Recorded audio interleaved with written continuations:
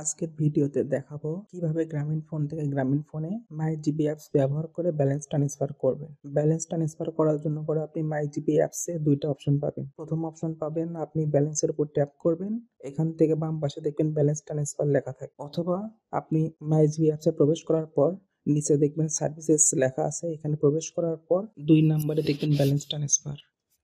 যে কোনো একটি অপশন থেকে আপনারা ব্যালেন্স ট্রান্সফার অপশনে আসবেন। আসার পর সর্বপ্রথম আপনি যে নাম্বারে ব্যালেন্স ট্রান্সফার করতে চান সেই নাম্বারটি লিখবেন অথবা কন্ট্যাক্ট থেকে সার্চ করে অ্যাড করবেন। নাম্বার লেখার পর অ্যামাউন্ট দিবেন 10 টাকার থেকে 100 টাকার ভিতর।